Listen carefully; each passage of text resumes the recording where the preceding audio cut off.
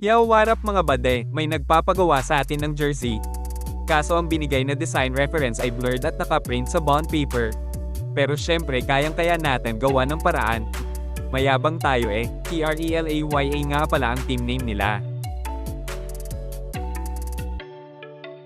Nilagyan ko ng sa tingin ko ay malapit sa design na binigay nila. Sisikapin natin na makuha ang gustong design ng client. Sinimulan ko ng nilagayan ng mga elements ng para mabuo na ang design. TRELAYA nga pala yung team name nila, kaya naghanap ako ng font na sa tingin ko babagay sa design, at ito na nga ang napili ko.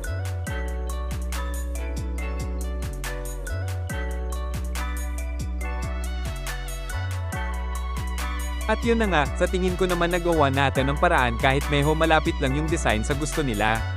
O diba? Tapos na tayo sa front design, proceed naman tayo sa back design.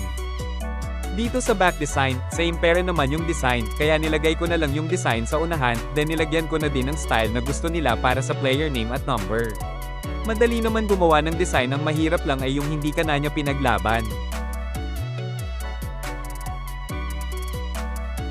O diba? Mukhang okay naman yung nagawa natin. Sana lang magustuhan ng client. Proceed naman tayo sa short, madali lang naman kasi ilalagay na lang natin yung design na nasa jersey.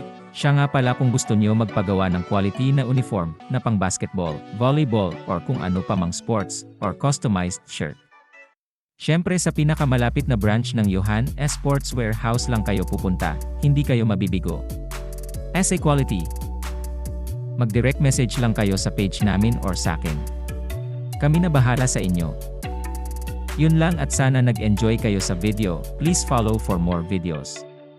See you mga buddy sa next video.